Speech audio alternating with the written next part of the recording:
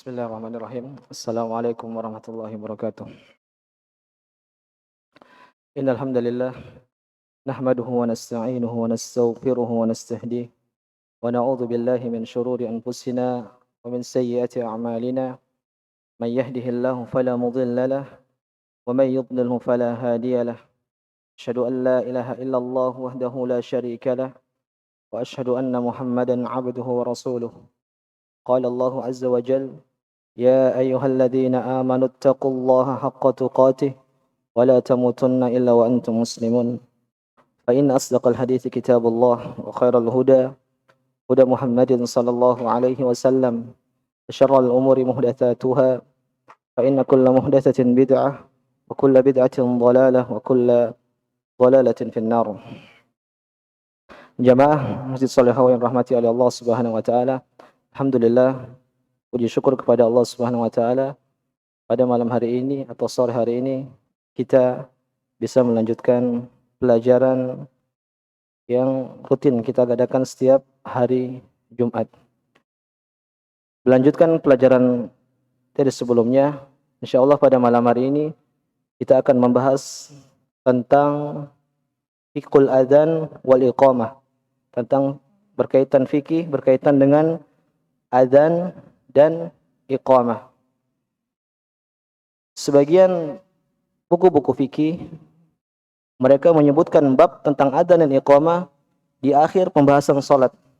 Kan tetapi di muallif di sini beliau mengedepankan tentang pembahasan adzan dan iqamah. Mungkin beliau menganggap ini sebagai muqaddimah, jadi sebelum salat harus ada adzan dulu dan iqamah. Makanya beliau mengedepankan pembahasan tentang adzan dan iqamah. Jadi ini sangat penting, perlu untuk kita ketahui.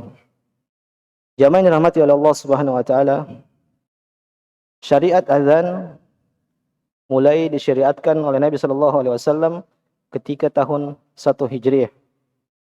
Di awal-awal kaum muslimin hijrah ke Madinah. Dan dalam hadis ketika Nabi sallallahu alaihi wasallam hendak memanggil kaum muslimin untuk salat, maka ada sebagian sahabat yang ingin mengambil lonceng atau trompet untuk memanggil kaum muslimin untuk adzan. Kan tapi dalam hadis Umar bin Khattab radhiyallahu anhu mengatakan, "Kenapa kalian tidak memanggil seseorang untuk memanggil adzan?" Maka Bilal pun ditunjuk, dan dalam hadis yang lain sahabat Abdullah ibn Zaid radhiyallahu anhu, beliau bermimpi tentang penlafatan adzan. Jadi beliau dimimpikan oleh Allah Subhanahu wa taala diajarkan tentang lafaz-lafaz adzan dan iqamah. Maka beliau pun langsung menuju Rasulullah sallallahu alaihi wasallam dan menceritakan tentang mimpi tersebut. Maka Nabi sallallahu alaihi wasallam mengatakan, "Innal ru'ya haqqun." Ini mimpi yang benar. Maka ajarkanlah kepada Bilal tentang lafaz-lafaz tersebut. Maka lafaz pun ditalkin oleh Abdullah bin Zaid. Maka Bilal pun mulai memanggil kaum muslimin untuk salat dengan lafaz adzan yang diajarkan oleh Abdullah ibn Zaid radhiyallahu anhu. Para muadzin yang ada pada zaman sahabat ada 4. Yang pertama yaitu Bilal ibn Rabah radhiyallahu anhu, beliau di Makkah. Kemudian juga Abdullah ibn Umi Maktum, beliau juga di Makkah. Beliau bertugas azan di adzan subuh yang kedua. Di zaman Nabi dulu adzan subuh 2 kali. Adzan subuh pertama dan adzan subuh kedua. Nah, adzan subuh pertama Bilal, adzan subuh kedua Abdullah ibn Umi Maktum. Kemudian juga ada muadzin sahabat radhiyallahu Sa'ad Al-Qaraz. Ini beliau azan di Masjid Quba. Kemudian juga ada Abu Mahdzurah.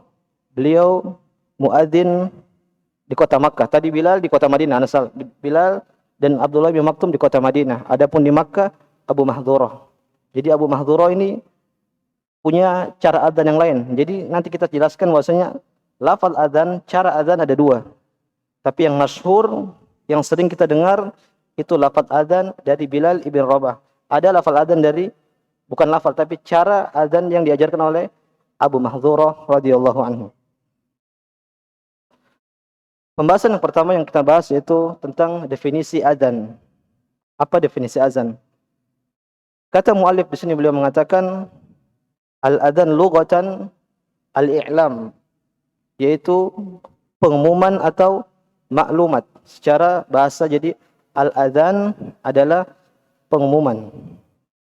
Sebagaimana dalam firman Allah Subhanahu wa taala, wa adzanu minallahi wa rasulihi ilan nasi yaumal hajjil akbar annallaha bari'un minal musyrikin. Pengumuman dari Allah Subhanahu wa taala dan rasulnya kepada seluruh manusia pada hari haji akbar, bahwasanya sesungguhnya Allah Subhanahu wa taala berlepas diri dari orang-orang musyrik, kaum musyrikin. Jadi di sini ada kata wa adzanu minallahi wa rasulih. Ini pengumuman atau maklumat dari Allah Subhanahu wa taala. Jadi maksudnya bukan azan yang secara istilah yang kita maksud, tapi di sini azan secara bahasa adalah pengumuman.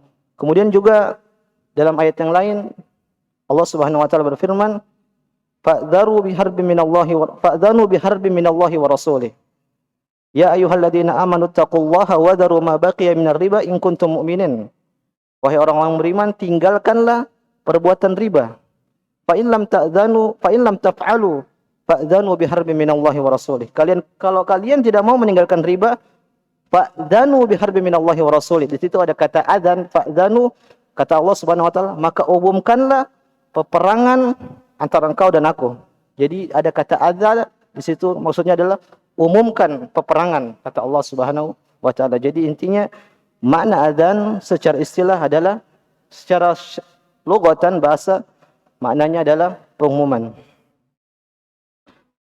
Adapun secara syariat istilah, kata muallif di sini beliau mengatakan al-i'lam bidukhuli waqti sholati bidzikrin makhsusin, yaitu pengumuman untuk mengumumkan masuknya waktu salat dengan zikir-zikir tertentu, yaitu pengumuman untuk menandakan masuknya waktu salat dengan zikir-zikir tertentu. Jadi tidak sembarang kita adzan, ada zikir-zikir tertentu.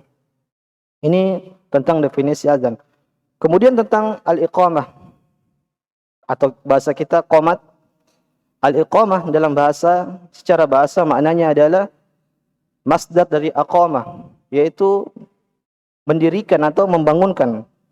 Maka mengatakan iqamatul qa'id berarti mendirikan orang yang sedang duduk. Jadi al-iqamah maknanya adalah secara bahasa memberdirikan orang yang sedang duduk.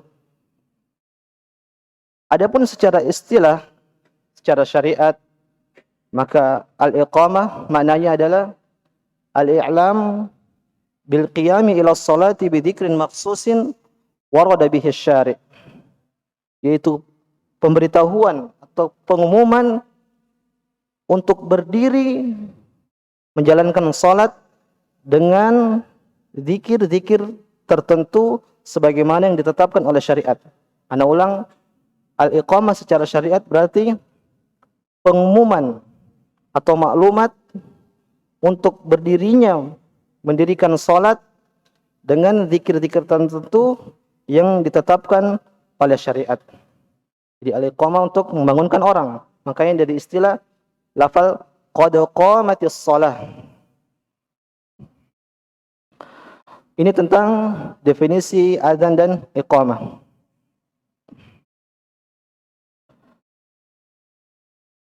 Kemudian hukum tentang adzan dan iqamah. Apa hukum dari adzan dan iqamah? Di sini beliau mengatakan al-adzan wal iqamah masyru'an fi haqqir rijal lis salawatil khamsi duna ghairiha. Adzan dan iqamah itu hukumnya adalah fardu kifayah bagi lelaki untuk salat 5 waktu, tidak pada yang lainnya. Jadi ana ulang, adzan dan iqamah hukumnya adalah fardu kifayah bagi lelaki untuk salat 5 waktu. Lalu bagaimana dengan wanita? Nanti kita akan bahas di akhir insyaallah. Idza qama bihi man yakfi saqatal itsmu anil baqin. Kata muallif, jadi kalau di suatu daerah atau suatu, misalnya kita contohkan suatu kelurahan, sudah telah ada bunyi adzan, satu adzan, maka ini semua sudah cukup. Maksudnya sudah terlepas seluruh manusia dari orang tersebut yang mengumandangkan adzan. Li'annahuma min sya'airil Islam adh-dhahira fala yajuzu ta'tiluhuma. Adzan dan iqamah ini adalah syiar dari agama Islam, maka tidak boleh untuk tidak melakukannya. Oleh karenanya di sini para ulama menjelaskan bahwasanya adzan, seandainya ada suatu daerah, taruhlah kita taruh Ceger misalnya, seluruh warga Ceger sepakat untuk tidak mengumandangkan adzan. Maka kata para ulama, Ceger berhak untuk diperangi. Kenapa? Karena ini adalah syiar Islam, tidak boleh untuk ditinggalkan. Apalagi sampai meyakini bolehnya untuk tidak boleh satu kelurahan atau misalnya Ceger tidak mendirikan adzan. Maka para ulama mengatakan warga Ceger berhak untuk diperangi gara-gara mereka tidak mau melakukan adzan atau mengumandangkan adzan. Ini disebutkan oleh para ulama. Oleh karenanya kalau kita lihat sejarah dahulu ketika perang, Nabi SAW dalam hadis ketika ingin menyerang suatu kaum, menyerang suatu daerah, maka beliau tunggu sampai pagi. Jika terdengar adzan, maka beliau tahan diri beliau, jadi tidak jadi memerangi. Tapi kalau sampai waktu fajar tidak ada adzan, maka Rasulullah SAW kaum muslimin pun menyerang daerah tersebut. Ini makanya gentingnya tentang adzan, karena ini adalah merupakan syariat kaum muslimin. Berkaitan dengan hukum fardu kifayah, dijelaskan oleh sebagian ulama seperti Syekh Khoslan, beliau mengatakan di negeri Arab sudah ada terbentuk di suatu kota dinamakan dengan adzan al-muwahhad. Maksudnya itu adzan yang disatukan. Bagaimana itu? Jadi entah bagaimana teknologinya, satu Ceger yang adzan di Solehawa, tapi semua nyambung di masjid-masjid yang lain. Paham maksudnya? Jadi di sini yang adzan muadzin Solehawa, tapi adzannya Solehawa juga tersambung ke masjid-masjid yang lain ada di sekitar Ceger, bahkan Jakarta Timur misalnya. Bagaimana dengan hukum adzan seperti ini? Kata para ulama seperti Syekh Khoslan hafizahullah taala, beliau mengatakan hal yang seperti ini tidak boleh. Hal yang seperti ini tidak boleh dan tidak pernah dicontohkan. Kenapa? Karena adzan itu memiliki keutamaan yang sangat besar. Disebutkan oleh para ulama di hadis, muadzin itu nanti kalau hari kiamat dia yang paling tinggi lehernya. Maksudnya kenapa? Nanti disebutkan, ditafsirkan oleh sebagian ulama, karena nanti di padang mahsyar kita tenggelam dengan apa? Air-air keringat kita. Muadzin dia selamat gara-gara lehernya panjang. Ini sebagian tafsir ulama, sebagian mengatakan juga ini dia dekat dengan rahmat Allah Subhanahu wa taala. Intinya banyak kemuliaan tentang fadhail muadzin. Nah, kalau kita menghilangkan azan dari suatu kota, misalnya hanya diwakilkan oleh satu orang, maka orang-orang yang lain ini tidak bisa mendapatkan tentang keutamaan azan. Misalnya di sini masjid ini azan, maka nanti di masjid sebelah dia nggak bisa azan, nggak bisa dapat fadhail keutamaan dari azan. Maka kata Syekh Khoslan hafizahullah taala, azan yang seperti ini yang diwakilkan satu orang kemudian disambungkan ke semua satu kota misalnya, maka azan seperti ini tidak boleh. Bahkan beliau mengatakan azan seperti ini adalah bid'ah. Yang cukup harus satu masjid semua mendirikan azan berbaringan. Wallahu ta'ala alam. Ini berkaitan dengan hukum azan. Kemudian pembahasan yang kedua, ini tadi kita sudah bahas tentang definisi dan hukum azan. Yang kedua yang berkaitan dengan pembahasan kedua yaitu syurutus sihhatiha, yaitu syarat-syarat akan sahnya adzan dan iqamah, sihhatihima.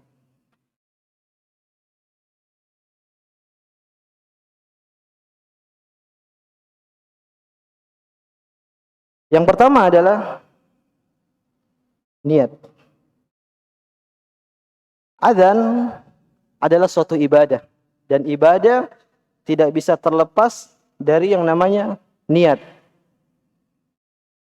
Oleh karenanya, bagaimana hukum mendengar adzan yang terdengar di televisi misalnya? Lagi nonton, tahu-tahu ada adzan di televisi. Atau di radio, lagi naik mobil, kemudian ada adzan.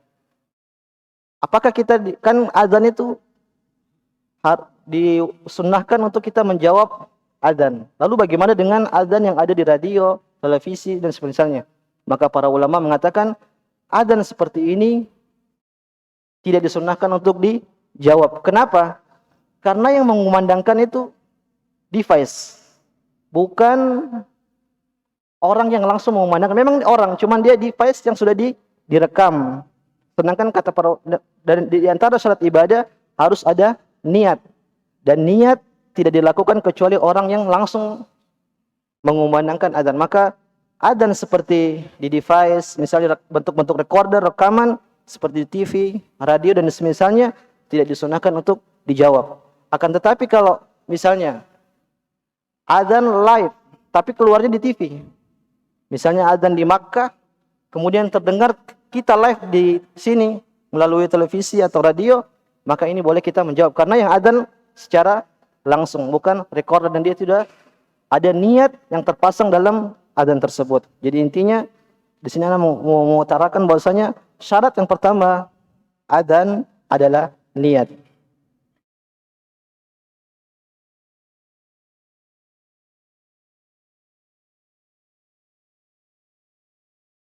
Kemudian yang kedua, syarat yang kedua yaitu berakal. Jelas tidak sah adzan yang dilakukan oleh seorang yang majnun, yang gila, atau sakron, maksudnya dia mabuk, wa ghairul mumayyiz, dan orang yang belum mumayyiz, sebagaimana ibadah-ibadah yang lainnya. Jadi ini syarat berakal. Kemudian yang ketiga yaitu az-dzukuriyah. Harus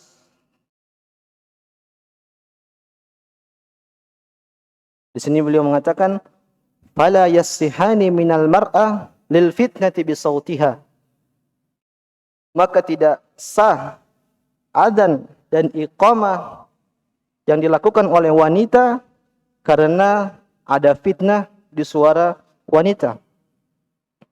Wala minal khunsa, kemudian juga tidak sah adzan bagi orang yang tidak jelas kelaminnya. Ada dalam istilah Arab namanya adalah al-khunsah. Kenapa? Karena dia tidak jelas di ini laki-laki atau perempuan. Jadi intinya poinnya di sini, syarat yang ketiga yang harus melakukan adzan adalah lelaki.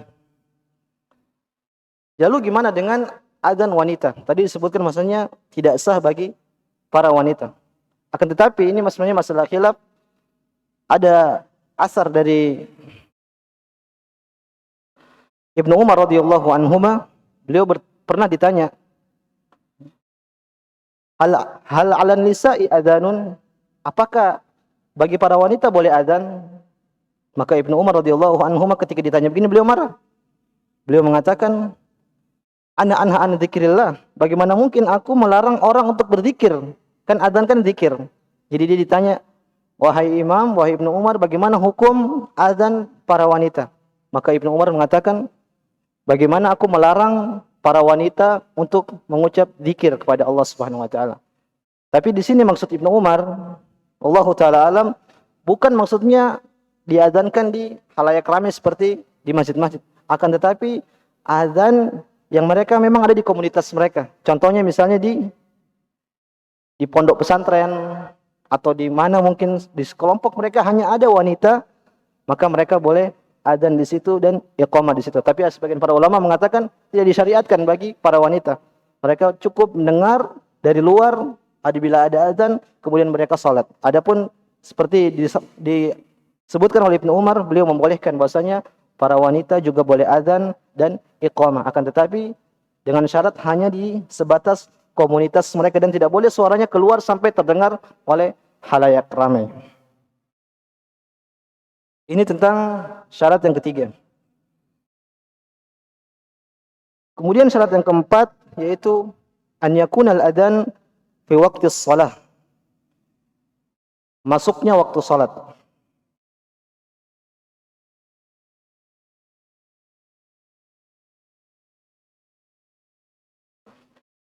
Fala yasihhu qabla dukhuli waqtiha.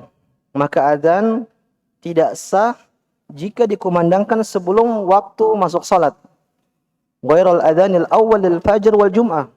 Kata mu'alif di sini kecuali adzan subuh dan adzan pada hari Jumat. Fa yajuzu qabla dzalika qabla al-waqt, maka pada hari Jumat dan waktu subuh adzan subuh boleh adzan sebelum waktunya. Wa an takuna al-iqamatu 'inda iradatil qiyam lis-shalah. Akan tetapi kalau qomat ketika hendak melakukan salat. Di sini beliau mengecualikan dua adzan, yaitu adzan subuh pertama dan adzan Jumat.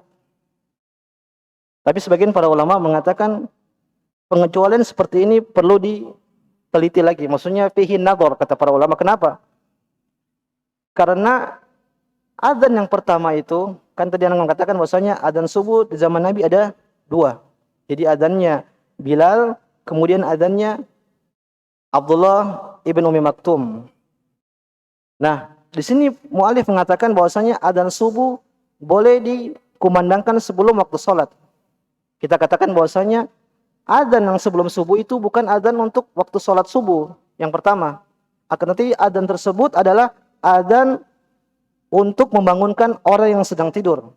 Kemudian untuk mentanbih, memperingatkan orang yang sedang salat bahwasanya sebentar lagi sudah dekat waktu subuh. Jadi intinya adzan satu, adzan dua, yang pertama ini bukan adzan waktu masuk subuh.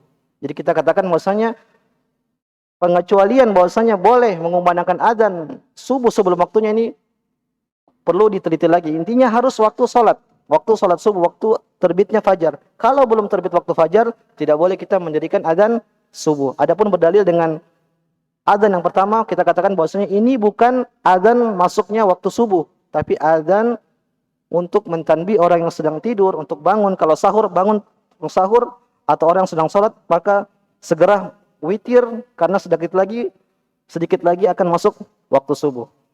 Kemudian adzan Jumat. Disebutkan dalam hadis dalam Sahih Bukhari bahwasanya adzan Jumat di zaman Nabi SAW, Abu Bakar, Umar, ini adzannya sekali. Pada saat imam naik ke mimbar. Akan tetapi di zaman Utsman radhiyallahu anhu beliau menambahkan adzan, yaitu adzan di pasar. Karena pada saat itu para masyarakat sudah banyak dan mungkin dulu belum ada ya. Makanya beliau memerintahkan seseorang untuk datang ke pasar untuk mengadzan di sana untuk memperingatkan bahwasanya sebentar lagi akan masuk salat Jumat. Dan ini juga kita katakan bahwasanya adzan tersebut bukan menandakan untuk salat Jumat, tapi untuk memperingatkan orang agar segera bercepat-cepat untuk datang ke masjid. Makanya untuk mengatakan bahwasanya bolehnya mengumandangkan adzan sebelum waktunya ini Allah Ta'ala kurang tepat. Intinya adzan dalam salat 5 waktu harus dikumandangkan saat telah benar-benar masuk waktu salat. Wallahu ta'ala alam.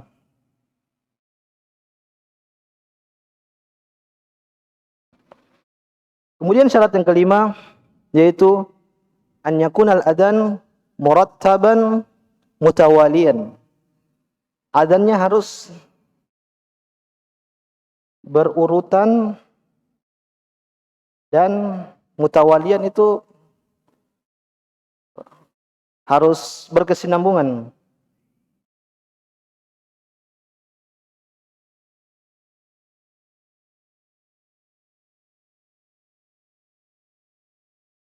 Kama warada bidzalika sunnah wa kadzalika al-iqamah wa sayati bayanuhu, nanti akan dijelaskan tentang lafal adzan. Jadi di sini beliau mengatakan berurutan.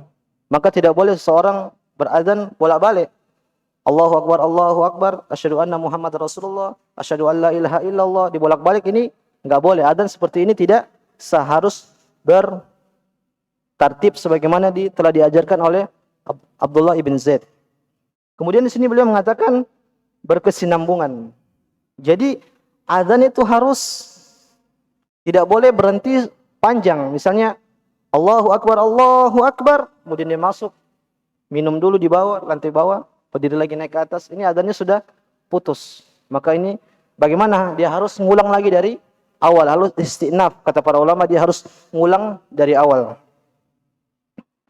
Kemudian juga di sini disebutkan bahwasanya misalnya muadzin solehawa sedang adzan, kemudian tiba-tiba waliyadzubillah di hayya 'alas shalah, tiba-tiba mungkin batuk atau pingsan sehingga dia nggak bisa lanjut adzannya. Kemudian ada orang di sebelah sini, gimana? Apakah dia adzan ngelanjutin?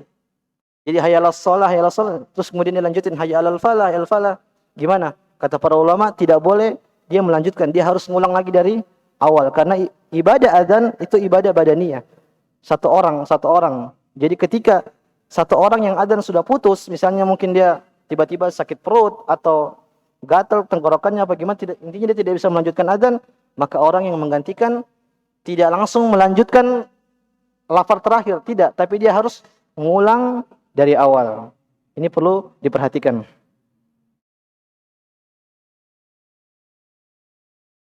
Kemudian syarat yang keenam yaitu an yakunal adzan wa kadzalika al-iqamah bil lughatil arabiyyah wa bil alfadil lati waradat biha sunnah. Jadi yang syarat yang keenam harus bahasa Arab. Tidak boleh bahasa selain bahasa Arab. Sebagaimana yang harus diletakkan dalam hadis, diajarkan dalam hadis, maka kita harus adzan seperti itu. Makanya ini hati-hati orang-orang liberal, mereka sekarang sudah mulai memutar-mutar, akhirnya mereka mengatakan boleh adzan pakai bahasa Indonesia, boleh sholat pakai selain bahasa Arab. Yang seperti ini tidak boleh kita lakukan, harus adzan dilakukan dengan berbahasa Arab. Anda tambahkan di sini yang ketujuh tadi, harus satu orang.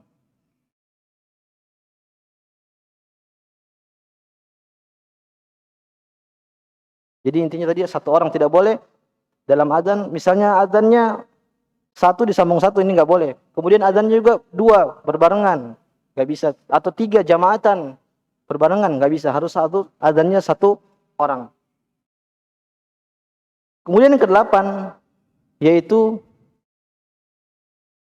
tidak boleh lahan. Lahan ini maksudnya mengucapkan lafal adzan sampai merubah makna dari adzan tersebut.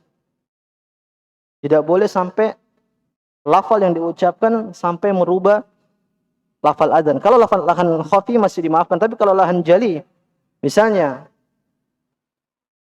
Allahu Akbar, jadi A-nya dipanjangin, Allahu Akbar. Ini kalau kita cek dalam bahasa Arab, ini maknanya sudah berubah. Kalau Allahu Akbar itu Allah Maha Besar.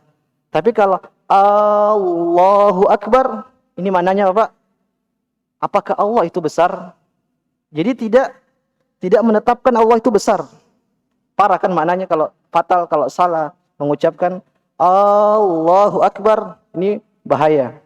Maknanya dari Allah Maha Besar berubah menjadi apakah Allah itu besar? Apakah Allah itu Maha Besar? Seakan-akan ini pertanyaan yang meniadakan bahwasanya Allah Maha Besar. Kemudian juga sebagian orang adzan gini, Allahu Akbar, barnya dipanjang, harusnya kan Allahu Akbar, tapi dia enggak, Allahu Akbar. Nah ini juga merubah makna. Akbar itu jamak dari kabar, maknanya apa? Beduk. Jadi kalau kita artikan orang ini adzan bilang Allah itu beduk, fatal nggak kira-kira? Fatal, maka bahaya. Jadi ini para muadzinin hati-hati dalam melafalkan adzan sesuai dengan kaidah-kaidah yang telah ditetapkan oleh para ulama. Ini kira-kira tentang syarat-syarat sah dari adzan dan iqamah. Yang pertama pertama niat, kemudian yang kedua berakal, kemudian yang ketiga itu harus laki-laki, tapi kita taklik bahwasanya perempuan boleh asalkan hanya di komunitas mereka dan suaranya tidak terdengar sampai keluar. Kemudian yang keempat yaitu masuknya waktu sholat, maka ini boleh. Tapi boleh di luar waktu sholat seperti adzan subuh, yang adzan pertama. Dan ini pun juga bukan menandakan waktu masuk subuh, tapi hanya menandakan bahwasanya ayo cepat bangun karena akan segera lagi sholat. Kemudian yang adzan Jumat, sebagaimana disunahkan oleh Utsman ibn Affan radhiyallahu anhu. Kemudian yang keenam adalah harus berbahasa Arab. Kemudian yang ketujuh, harus satu orang, tidak boleh lebih dari satu orang, atau satu orang kemudian dilanjutkan oleh orang lain, ini juga tidak boleh. Kemudian yang kedelapan, tidak boleh lahan. Lahan itu tidak boleh sampai salah ucap lafal dari adzan tersebut.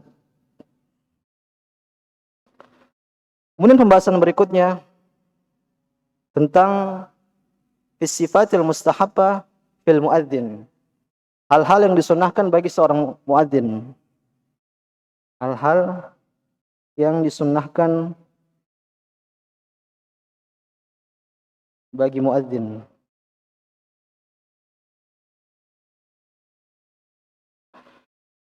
Yang pertama adalah an yakuna adlan aminan. Yang pertama adalah an yakuna adlan wa aminan, yaitu orangnya adalah adil dan terpercaya. Dalam hadis Nabi sallallahu alaihi wasallam bersabda, al-imamu dhamin wal muadzinu mu'tamanun. Imam itu sebagai penanggung jawab, maksudnya dia dhamin, penanggung jawab. Adapun al-muadzin, dia adalah orang yang diberi amanat, maksudnya dia yang dipercayai. Kata muallif di sini, li'annahu mu'tamanun yurja ilaihi fis salati was siyam. Kenapa muadzin itu harus orang yang amanah? Karena adzan ini berkaitan dengan salat, dengan puasa. Kalau dia adzan, misalnya ini adzannya orang yang enggak benar, dia sengaja adzan sebelum waktunya, maka otomatis salat kita tidak sah, bisa jadi. Sudah dengar adzan, tiba-tiba kita buru-buru misalnya pengen salat, ternyata masih 10 menit lagi baru adzan. Ternyata kita salatnya tidak sah. Kemudian juga dengan berkaitan dengan puasa. Misalnya dia adzan sebelum waktu berbuka. Misalnya jam 5:30 dia sudah adzan. Ternyata ada bunyi azan, orang makan, ini juga fatal, bisa puasanya batal. Makanya orang yang adzan dan iqamah adalah harus orang-orang yang benar-benar adil, dan kemudian kedua adalah dia amanah. Dia terpercaya, terkenal kejujurannya.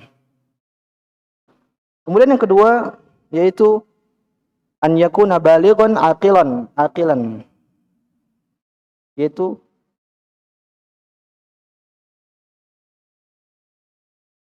balik.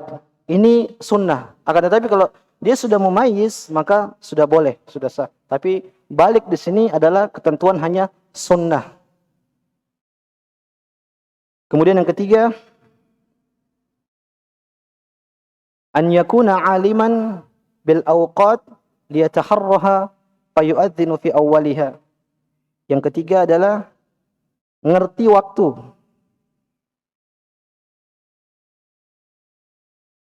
Jadi seseorang yang hendak adzan disunahkan harus orang ini dia benar-benar tahu waktu. Misalnya dia tahu jam sekian adzan, atau misalnya belum ada zaman dahulu mereka melihat mawaqitus shalah, melihat tanda-tanda, maka orang yang harus adzan disunahkan orang yang mengerti tentang waktu-waktu salat agar dia bisa tahu ini sudah waktu adzan atau belum.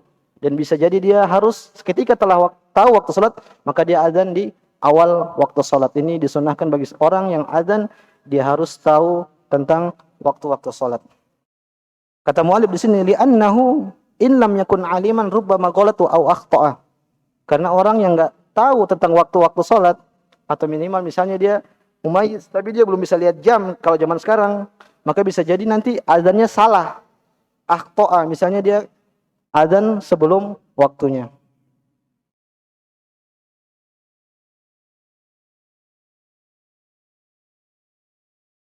Kemudian yang keempat, hal-hal yang disunahkan bagi muadzin yaitu an yakuna sayyitan liyusmi'an nas. Suaranya lantang. suaranya harus keras. Ini yang disunnahkan bagi seorang muadzin. Dia harus suaranya lantang dan keras agar adzannya tersebut bisa didengar oleh manusia atau masyarakat. Dan alhamdulillah zaman sekarang kita punya sound system, loudspeaker, toa, sehingga ini mempermudah untuk seorang adzan. Lalu bagaimana? Apakah tetap masih disunnahkan orang yang adzan harus suaranya keras? Iya, jelas kata para ulama masih tetap disunnahkan bagi yang adzan meskipun sudah ada toa-toa, karena semakin dia suaranya semakin keras maka akan terdengar suaranya. Karena meskipun pakai toa terkadang suaranya beda, orang yang suaranya lantang dan suaranya orang yang tidak lantang. Kemudian sunnah yang kelima yaitu an yakuna mutatahhiran minal hadatsil asghar wal akbar. Sunnahnya adalah dia suci. Suci dari hadat kecil atau hadat akbar. Para ulama membahas bagaimana hukum orang yang junub kemudian dia adzan. Bagaimana adzannya orang seperti ini, orang junub kemudian adzan. Para ulama mengatakan sebagian sah, sebagian tidak. Akan tetapi pembahasan itu kalau kita bawa ke sekarang, maka kita katakan orang yang junub tidak boleh masuk masjid. Karena biasanya tempat adzan itu kan adanya di masjid. Maka kita berikan bahwasanya orang yang junub dia tidak masuk ke masjid. Tapi gimana cara kalau dia mau masuk masjid? Hendaknya dia berwudu untuk meringankan hadasnya tersebut. Intinya disunnahkan bahwasanya orang yang hendak mau adzan dia harus suci dari hadas kecil dan hadas besar. Sampai sini kita dengar adzan dulu. Sallallahu ala nabiyina Muhammad wa ala alihi washabihi ajmain.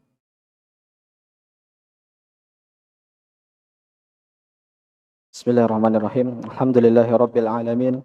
Wassalatu wassalamu al-atammanil akmalani ala al-mab'uts rahmatan lil alamin wa ala alihi washabihi ajmain. Melanjutkan sedikit pembahasan kita. Kita sampai bahwasanya pada hal-hal yang disunahkan bagi seorang muadzin.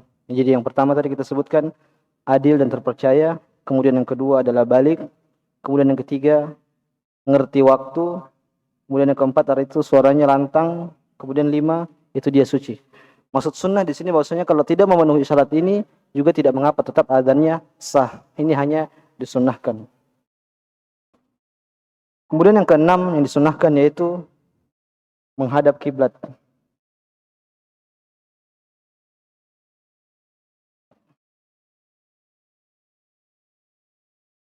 Kemudian yang ketujuh yaitu an yaj'ala usbu'aihi fi udhunayhi wa an yudira wajhahu ala yaminihi idza qala hayya 'alas shalah wa ala yasarihi idza qala hayya 'alas shalah.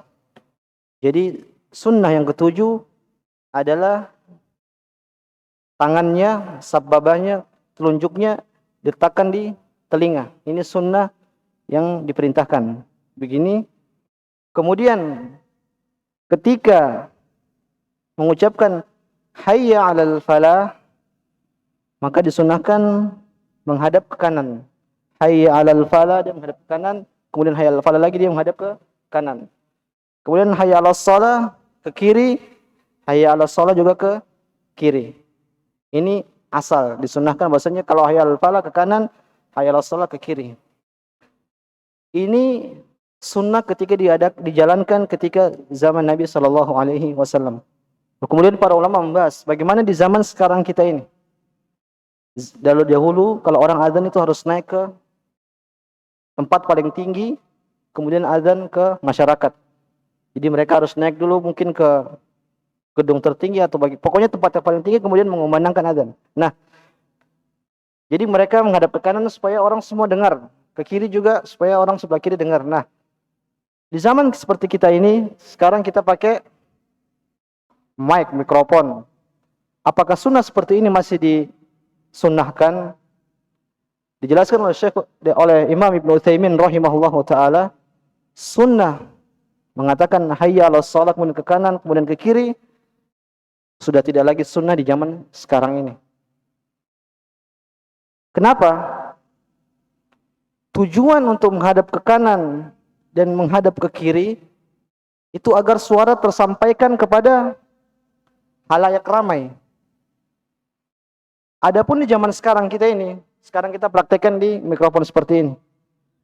Ketika dia mengatakan hayya 'alas shalah, dia menghadap hayya 'alas shalah, dia menghadap ke kanan, malah suaranya hilang dari mikrofon. Maka para Syekh Utsaimin menjelaskan bahwasanya yang seperti ini malah tidak disunahkan, bahkan malah makruh. Kenapa? Karena suaranya malah jadi tidak terdengar. Mungkin kalau mikrofonnya banyak, dia ke kanan masih aman, itu masih disyariatkan, masih disunahkan kata Utsaimin. Tapi kalau mic-nya cuma satu seperti ini, kemudian dia bilang hayya 'alal falah, kemudian dia ke kanan atau ke kiri, hilang suaranya, maka ini tidak dibenarkan, tidak disunnahkan. Ini sering kurang dipahami oleh para muadzinun agar hal seperti ini ditanbih. Memang asalnya disyariatkan, akan tetapi di zaman seperti ini sudah tidak relevan karena tujuan menghadap ke kiri, menghadap ke kiri, menghadap ke kanan itu agar suara tersampai. Karena zaman dulu tidak pakai speaker. Adapun zaman sekarang kalau kita menghadap ke kanan terkadang malah suara kita tidak terdengar di toa atau speaker. Jadi yang ketujuh adalah meletakkan jari telunjuk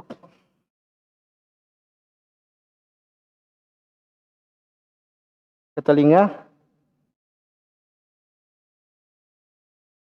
kemudian ketika lafal hayya 'alas shalah menghadap ke kanan ke kiri, tapi kita katakan bahwasanya di zaman seperti ini sunnah seperti ini sudah tidak perlu dilakukan karena bisa menghilangkan suara azan yang kita lafalkan. Kemudian selanjutnya yang kedelapan yaitu an yatahammala fil adzan. Kalau adzan sunnahnya apa? Pelan. Maksudnya bukan suaranya pelan tapi apa bahasanya? Apa? Dipelankan. Hah? Iya, perlahan, benar.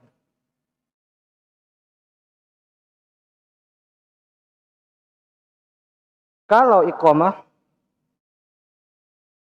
dipercepat.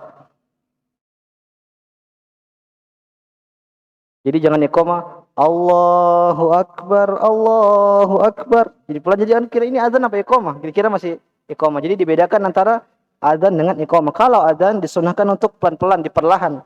Jadi seperti azan yang kita dengar tadi diperlahan. Kalau iqamah disunahkan untuk dipercepat. Allahu Akbar, Allahu Akbar. Asyhadu an la ilaha illallah, disuruh cepat. Jadi ini kira-kira hal-hal yang disunahkan oleh muadzin dan yang mengadakan iqamah. Yang pertama kita ulang adil, kemudian yang kedua balik, tiga ngerti waktu, keempat suaranya lantang, kelima suci, keenam menghadap kiblat, tujuh meletakkan jari telinga, dan kalau misalnya dia di atas gedung apa di mana boleh dia menghadap kiri, menghadap kanan disunahkan, tapi kalau di mikrofon tidak disunahkan karena bisa jadi suaranya akan hilang. Kemudian yang kedelapan, kalau adzan dia adzannya harus perlahan, kemudian iqamah, kalau qomat dia harus percepat. Kemudian pembahasan selanjutnya sedikit tentang sifatul adzan wal iqamah. Bagaimana itu sifat adzan dan iqamah?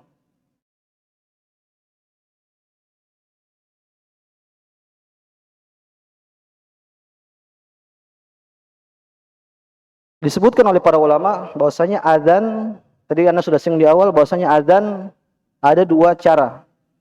Yang pertama adalah adzannya Bilal sama adzannya Abu Mahdzurah, namanya Abu Mahdzurah. Kalau adzannya Bilal, itu adzan yang kita dengar, yang tadi seperti tadi dikumandangkan oleh muadzin kita, ini namanya adzan Bilal, masyhur di kaum muslimin pada zaman ini. Adapun adzannya Abu Mahdzurah, untuk perhatikan di sini. Jadi ketika sampai di sini, Allahu Akbar, Allahu Akbar, Allahu Akbar.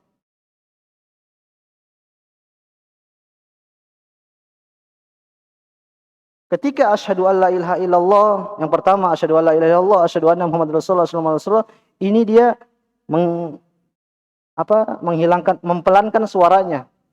Jadi Allahu Akbar, Allahu Akbar, Allahu Akbar, Allahu Akbar. Ketika asyhadu alla dia pelan. Kalau di mikrofon mungkin dia matikan mikrofonnya. Asyhadu an la ilaha illallah, la ilaha illallah, asyhadu anna Muhammadar Rasulullah, asyhadu anna Muhammadar Rasulullah. Kemudian sudah selesai Muhammad Rasulullah, dia balik lagi ke awal. Asyhadu alla ilaha illallah, baru dia nyalakan mikrofonnya. Ini namanya adzan tarji, kembali. Jadi syahadatnya dua kali, kemudian dia balik lagi ke awal. Asyhadu alla ilaha illallah, paham maksudnya? Jadi yang pertama ini dia pelan. Kemudian dia ulang untuk kedua kalinya baru keras. Ini adzannya Abu Mahdzurah. Sebagian ulama mengatakan disunahkan untuk dilakukan seperti ini, tapi untuk zaman ini kayaknya kurang maslahat. Kenapa? Karena kalau kita mempraktekkan seperti ini, nanti orang pada heran. Karena tapi ini sunnah yang dijalankan pada zaman Nabi Shallallahu Alaihi Wasallam. Jadi intinya menyampaikan azan ada dua tipe. Yang pertama tipe Bilal yang kita sering dengar, kemudian tipe Abu Mahdzurah yaitu asyhadu alla ilaha illallah asyhadu anna muhammadar rasulullah dua kali. Jadi yang pertama suaranya dipelankan, kemudian yang balik lagi ke awal suaranya dikencangkan. Wallahu taala alam. Ini tentang sifatul adzan. Enggak usah, sudah jelas, kita ini sudah sering kita dengar tiap hari. Kemudian juga iqamah, Allahu akbar, asyhadu alla ilaha illallah, semua juga sudah hafal. Kemudian di sini Anda pengen singgung tentang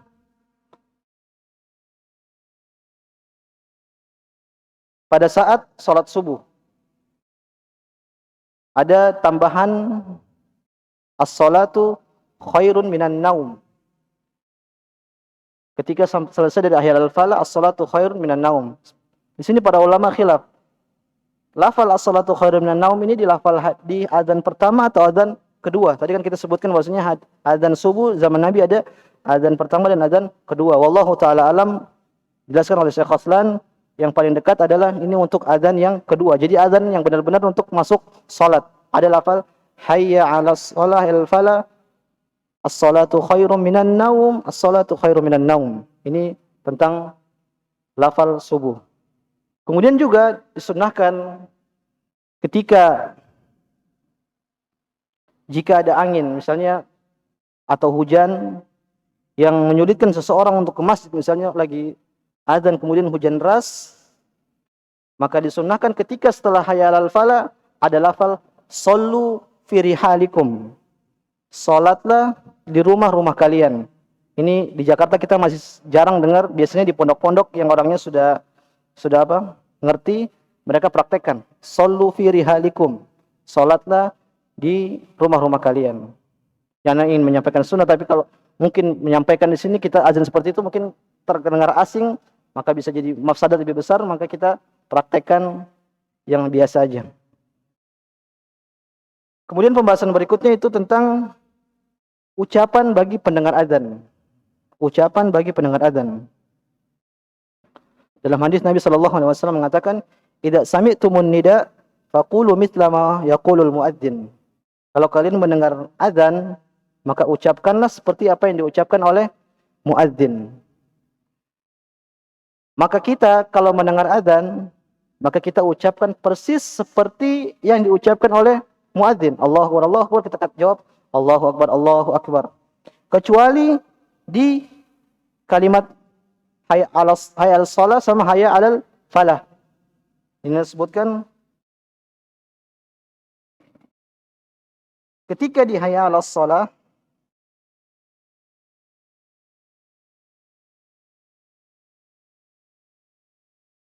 maka kita mengucapkan la haula wala quwwata illa billah.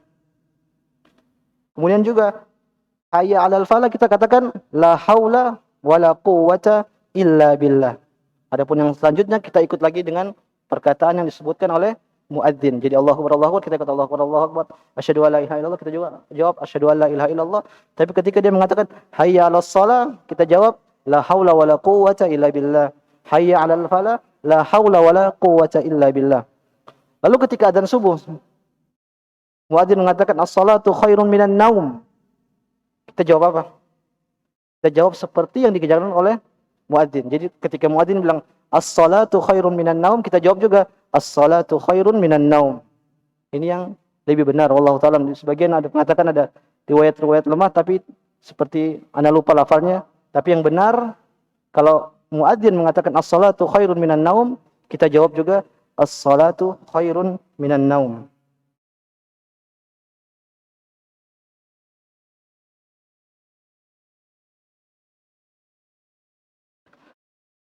Kemudian setelah adzan, maka ada sunnah bagi pendengar adzan dan juga muadzin untuk berdoa setelah adzan. Jadi ketika muadzin telah adzan dalam hadis, Nabi perintahkan kita untuk salawat. Jadi setelah adzan muadzin selesai, kita salawat. Allahumma salli ala Muhammad wa ala ali Muhammad kama shallaita ala Ibrahim wa ala ali Ibrahim. Terserah. Allahumma salli ala Muhammad juga cukup, sudah cukup. Kemudian kita membaca doa ini. Allahumma rabb hadhihi ad-da'wati at-tammah was-salatil qa'imah ati Muhammadin al-wasilata wal fadilah wa ba'athhu maqaman mahmudan alladhi wa'adtah. Ini disebutkan dalam hadis, barang siapa yang membaca doa ini, kata Nabi sallallahu alaihi wasallam, halat lahu syafa'ati yaumil qiyamah.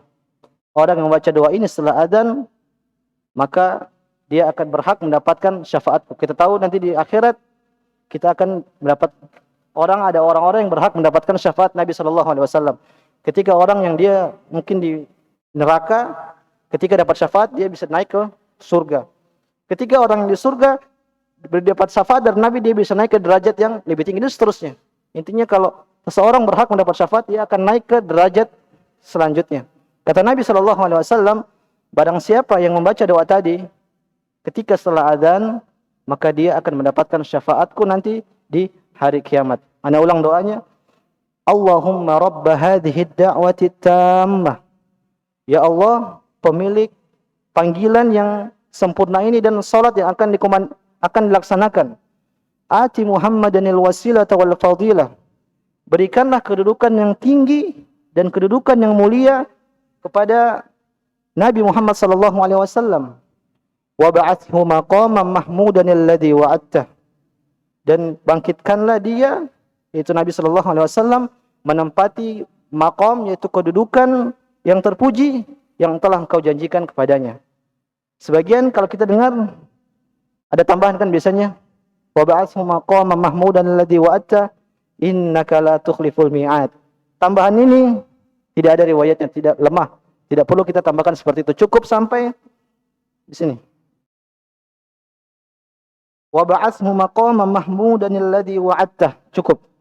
Enggak usah tambah innaka la tukhliful mi'ad. Sampai di wa ba'athhu maqaman mahmudan alladhi wa'adtah. Cukup. Jadi kalau bisa dihafal doa ini penting, karena tadi kata Nabi sallallahu alaihi wasallam, barang siapa yang membaca doa ini, yang dia awali dengan salawat dulu, kemudian dia baca doa ini, maka dia berhak mendapatkan syafaatku nanti di hari kiamat. Ana ulang sekali lagi, ana baca.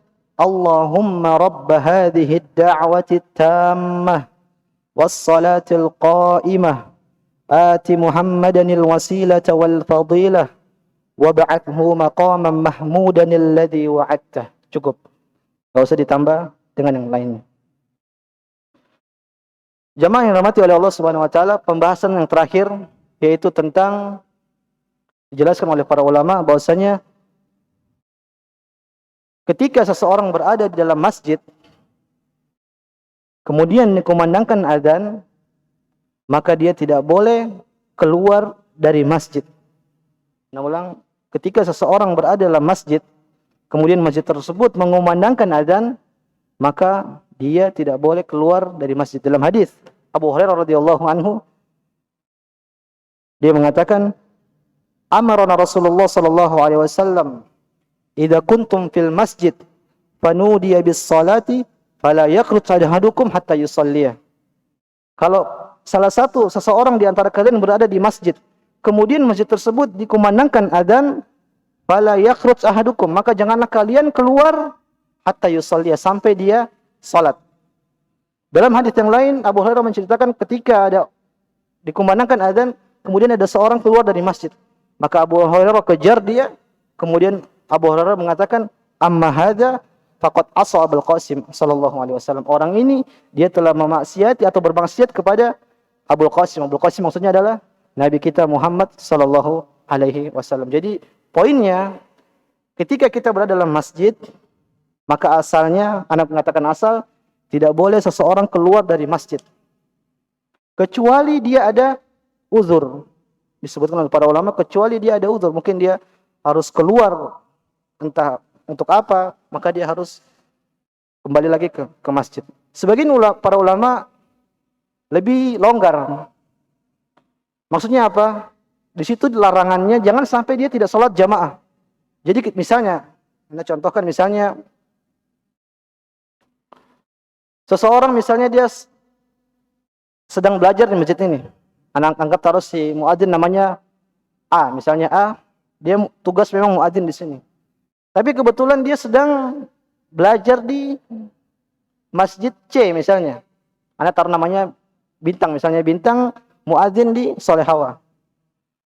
Kemudian Bintang pada saat itu, pada salat pada maghrib sampai isya, dia belajar di masjid C. Maka pada saat itu, pada saat azan isya, dia ke Solehawa, kemudian dia azan, kemudian dia balik lagi ke masjid C. Bagaimana dengan orang seperti ini? Kata para ulama, boleh. Kenapa? Maksud larangan di sini adalah jangan sampai dia keluar nggak sholat jamaah. Paham maksudnya?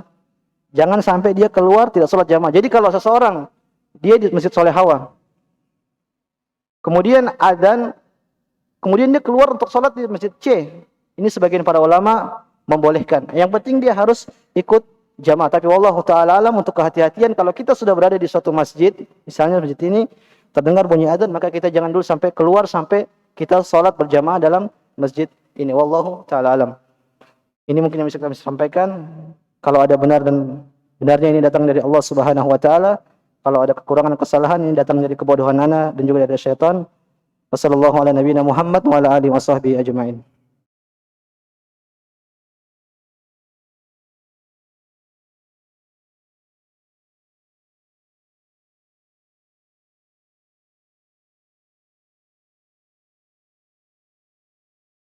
Ini ada pertanyaan, Assalamualaikum Ustaz, bagaimana hukumnya jika adzan dilakukan? Sampai mana batasan adzan yang ada nadanya? Ini dijelaskan pada ulama, ada namanya istilah tamtid. Tamtid itu terlalu melenggak-lenggok. Sebagian ulama mengatakan seperti ini makruh. Dia harus adzannya biasa aja, Allahu Akbar, Allahu Akbar. Tapi kalau dia sampai belok-belok, lenggok, ini sebagian para ulama memakruhkan, dan ini disebutkan namanya dalam istilah namanya tamtid. Ini seperti Syekh Utsaimin menjelaskan bahwasanya adzan, Syekh bin Bas juga mengatakan adzan seperti ini dimakruhkan, tidak sampai tidak sah tapi dimakruhkan. Wallahu taala. Adapun batasannya, anak kurang paham bagaimana batasan bahwasanya adzan itu dikatakan sebagai tamtid. Tapi kalau secara zahir, tamtid itu biasanya dia di akhir dia melenggak-lenggok, panjang naik turun naik, itu biasanya namanya adzan tamtid. Yang adzan seperti ini wallahu taala alam dimakruhkan oleh para ulama sebagaimana dijelaskan oleh Syekh Ibnu Utsaimin dan juga Syekh bin Bas hafizahum rahimahumallahu taala.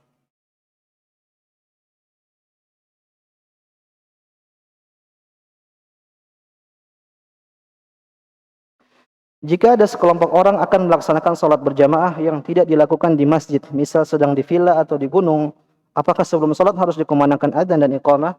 Iya, kalau tidak ada adzan di situ, misalnya dia lagi naik gunung, maka dianjurkan untuk adzan dulu dan iqamah.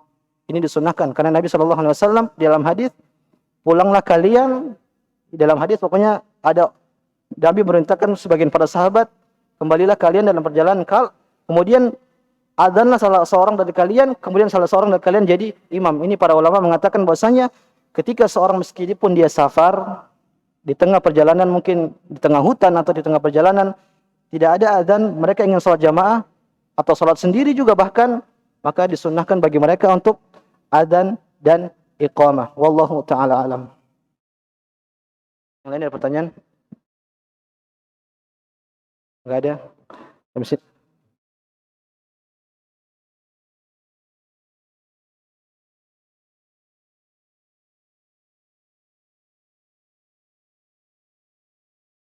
Ya, tadi Anda lupa singgung, ini sebenarnya masalah khilaf. Sebagian para ulama mengatakan yang adzan tidak perlu berdoa. Ada lagi sebagian mengatakan yang azan tidak perlu salawat, kan ada sebelum selesai azan harus ada salawat. Allahumma shalli ala Muhammad.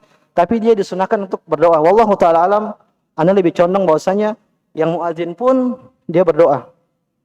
Dan ini tidak perlu dibungkiri bahwasanya ini masalah khilaf. Memang sebagian ulama mengatakan tidak disunahkan bagi yang muadzin. Tapi wallahu taala alam yang lebih dekat bahwasanya yang muadzin juga berdoa. Kenapa? Dalam hadis Nabi tidak membatasi, tidak membedakan ini dengan ini. Nabi hanya mengatakan kalau sudah selesai azan, mendengar azan, maka bacalah doa ini agar mendapatkan syafaat. Wallahu taala alam.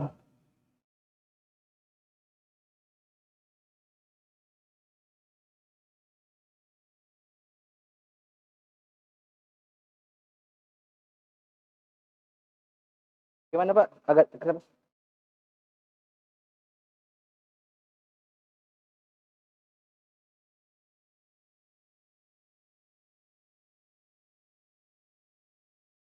Allah alam, mana nggak tahu itu. Tapi lebih bagus di azan. Dan ana perlu jelaskan bahwasanya di sebagian tempat antara azan pertama dan azan kedua itu jauh. Bisa 1 jam, bisa sampai 1,5 jam. Tapi dijelaskan oleh Syekh Khasran hafizahullah taala, seorang ulama besar di Saudi. Beliau menjelaskan bahwasanya jarak antara azan pertama dan azan kedua di waktu subuh itu berkisar 1/2 jam, nggak lama. Kenapa? Adzannya kan di atas bangunan. Ketika Bilal adzan, Bilal turun, selesai adzan Bilal turun, kemudian Ibnu Umi Maktum naik baru adzan. Jadi hanya berselang, hanya memperlambat karena Ibnu Umi Maktum radhiyallahu anhu beliau seorang yang buta. Jadi naiknya agak lambat. Makanya para ulama mengatakan, sebagian kayak Syekh Aslan mereka menjelaskan jarak antara adzan pertama dan adzan kedua itu tidak terlalu lama. 1/2 jam, 45 menit. Lebih dari itu kayaknya kurang bagus. Lebih cukup 1/2 jam atau lebih sedikit daripada itu. Wallahu ta'ala. Aku tadi kalau Bapak tanya bilang pakai yang lain-lain, anak nggak tahu. Wallahu ta'ala alam. Udah ya? Subhanakallahumma bihamdik asyhadu an la ilaha illa anta astaghfiruka wa atubu ilaik. Assalamualaikum warahmatullahi wabarakatuh.